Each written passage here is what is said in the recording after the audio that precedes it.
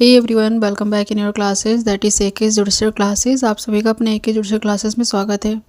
So guys, today in this video we are going to cover part C of this provision. इससे पहले हमने cover कर चुके हैं ऑलमोस्ट, यहाँ तक तो हमने कवर कर लिया था if I am not wrong.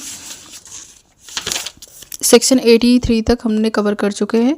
Section 84 पे we are going to cover 84 to 93 till 93। After that 94 95 then 96 to onward, जहाँ तक सेक्शंस है वहाँ तक हम कवर करेंगे। ये सारे ग्रुप्स में हैं और इस चैप्टर का ये थर्ड ग्रुप है।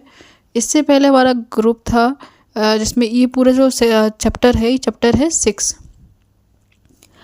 चैप्टर 6 में क्या है, समन किसी पर्टिकुलर पर्सन को बुलाने के लिए क्या करना है, हमें समन देना है, फिर वारंट हो सकता है या फिर अदर केस है उसमें, या उससे पहले प्रोक्लेम्ड ऑफेंडर फिर अदर। तो प्रोक्लेमेशन जो है और अटैचमेंट जो है उसके बारे में हम यहाँ पढ़ेंगे। चलिए इसे रीड कर लेते हैं। ये सी ग्रुप है प्रोक्लेमेशन। इसके बाद एक और ग्रुप होगा, डी का भी होगा, डी ग्रुप होगा और डी ग्रुप में होगा अदर रूल्स 90 टू 93 तक। 3 सेक्शन इसके अंदर कवर किए गए हैं, 4 सेक्शन। तो सी ग्रुप जो है, जो मैं कह रही हूँ आपको समझ में आ रही हो बात? अगर आपको समझ में आ रही है तभी हम आगे बढ़ेंगे, नहीं तो फिर कोई फ़ायदा नहीं पढ़ाने का। अभी मैंने क्या समझाया आपको, मैं आपको ना इसके बाद जो वीडियो लाऊंगी मैं, जिसमें बस सिर्फ ट्रिक्स रहेंगी मेरी।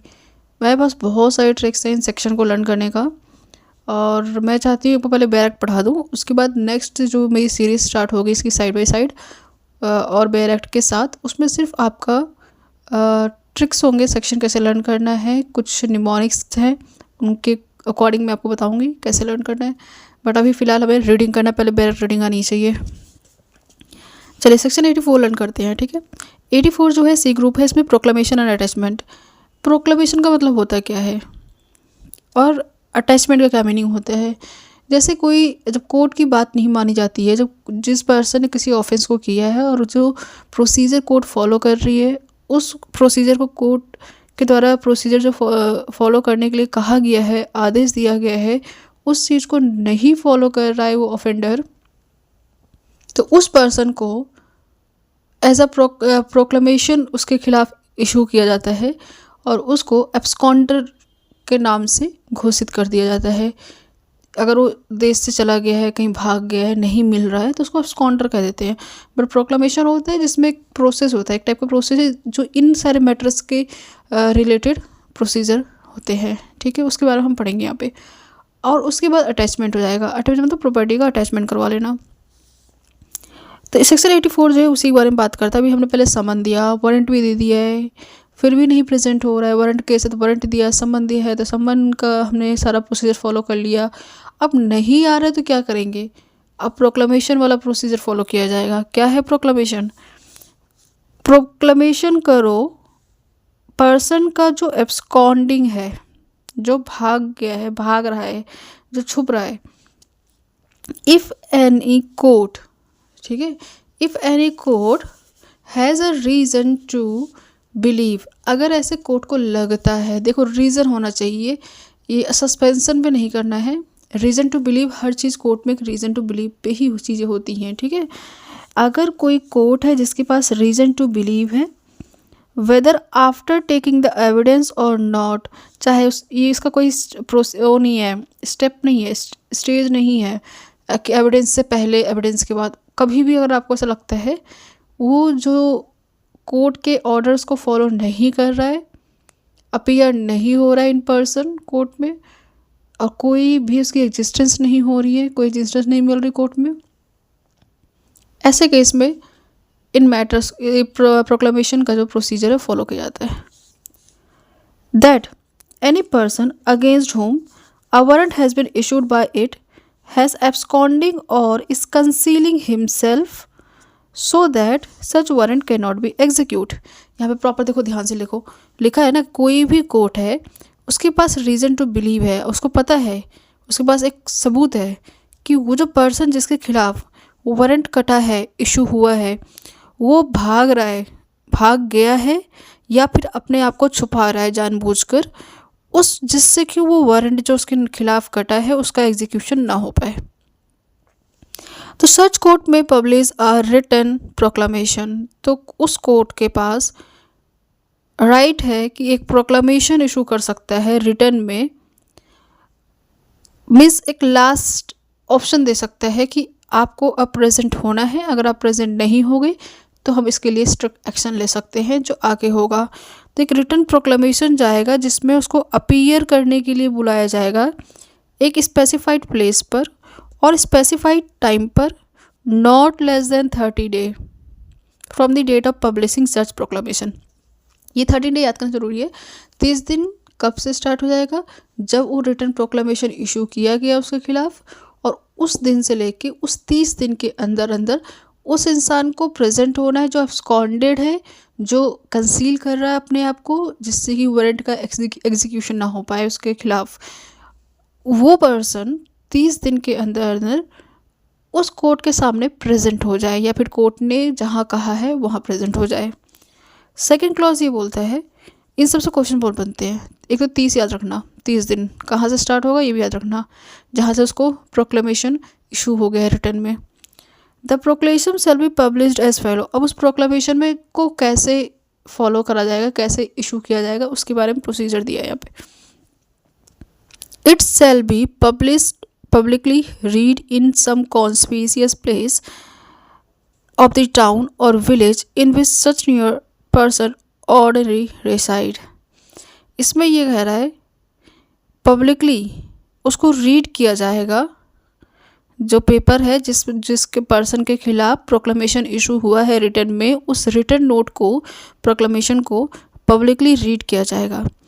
फिर उसे कॉन्स्पिशियस मतलब उसे उस प्लेस पर, टाउन में और विलेज में जहाँ पे वो रहता है उस जगह, इन सभी जगह पे जाके रीड किया जाएगा। पहले पॉइंट जो है रीड के बारे में बताया गया है। दूसरा, it shall be affix to some conspicuous part of house, या फिर यहाँ पे अफिक्स के बारे में बात कर दिया गया है। पहले रीड करना है, फिर दूसरा अगर तब भी अगर उसके बाद भी नहीं कोई फ़र्क पड़ रहा है तो उसको चिपका दो जगह जगह। कहाँ चिपकाओगे?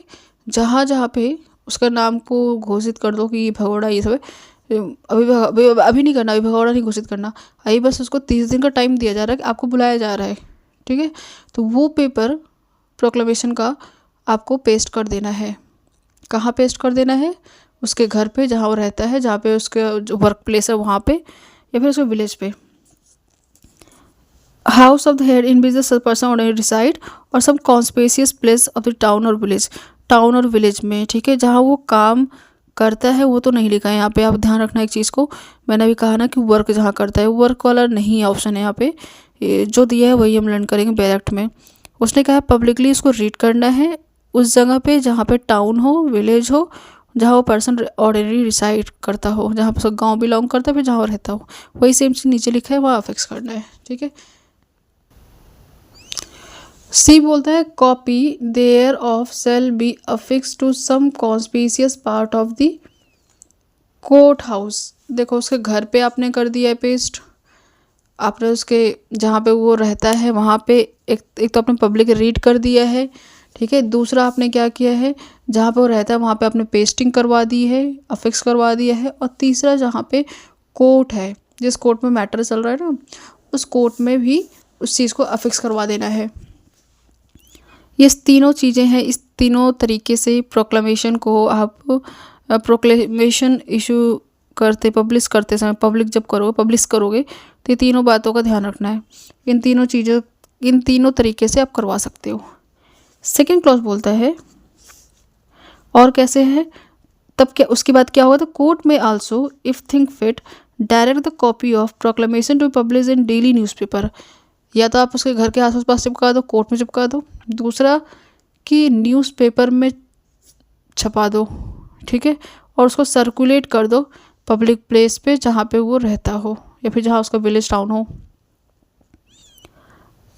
ये हो गया। पहले हमने क्या पढ़ा कि 30 डेज़ के अंदर कोर्ट बोलेगी प्रेजेंट हो जाओ, और उस प्रोक्लेमेशन में क्या क्या बातें लिखी रहेंगी, कहाँ कहाँ पे, मतलब क्या क्या बातें नहीं लिखी रहेगी, कहाँ कहाँ पे उसको प्रेजेंट कर दे, चिपका देंगे या फिर रीड कर देंगे, उसका यहाँ प्रोसीजर दिया था। अब तीसरा हम पढ़ने जा रहे हैं क्लॉज 84 का important 84, a statement in writing by the court issuing the proclamation to the effect that proclamation which was duly published on a specified day in the manner specified in clause 1 and 2 का 1 shall be conclusive evidence that requirement of this section have been complied with and that proclamation was published on such day।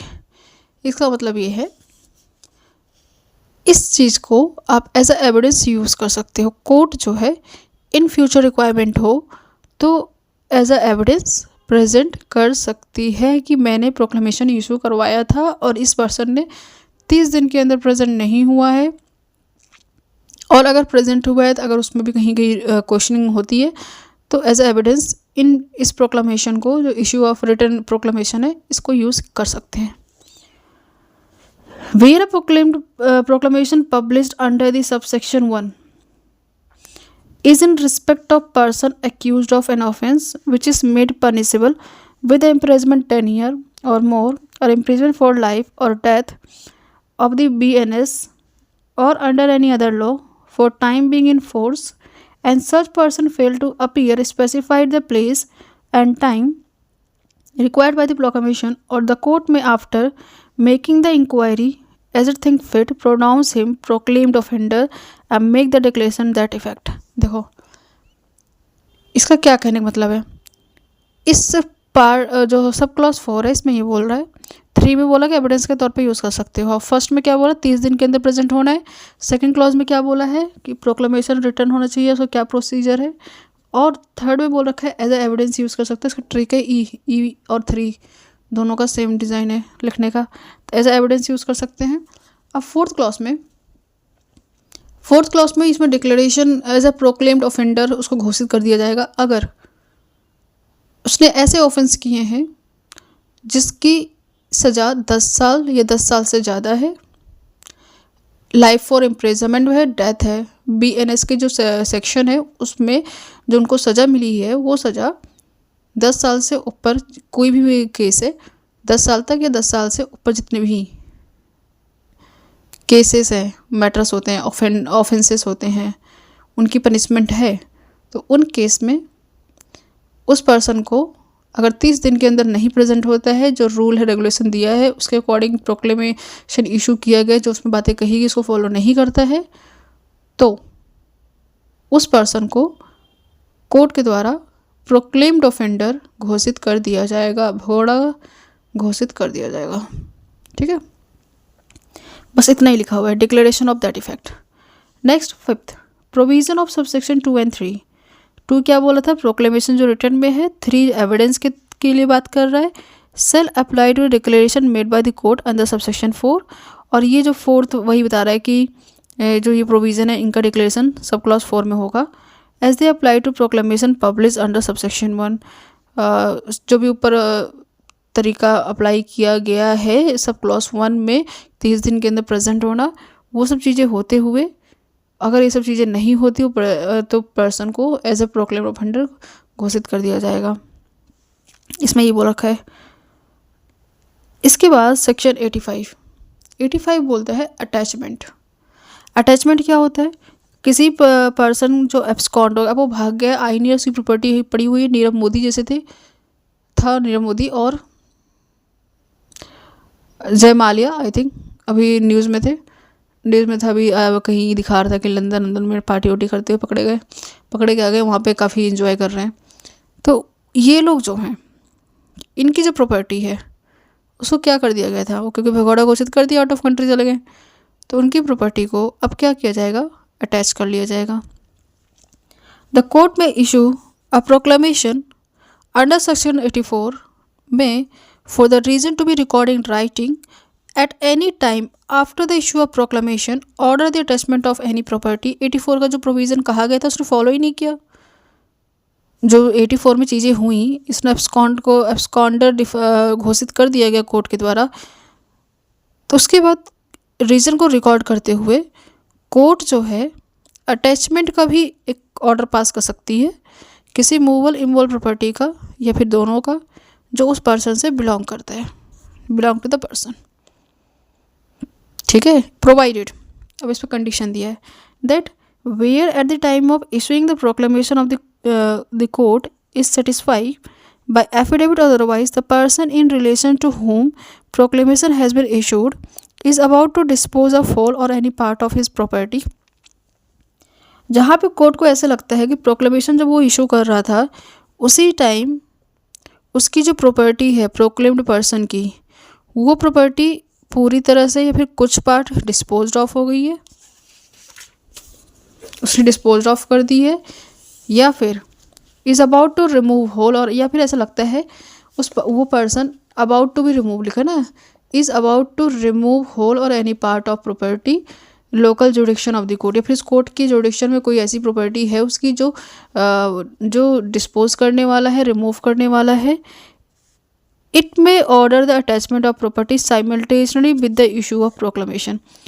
ऐसा लगता है कि वो person जो है उसको जिसके खिलाफ प्रोक्लेमेशन इशू किया गया है, अभी जैसे ही प्रोक्लेमेशन इशू किया गया है साथ में ऐसा लगता है कि वो प्रॉपर्टी को कहीं ना कहीं इनडायरेक्टली बेच रहा है।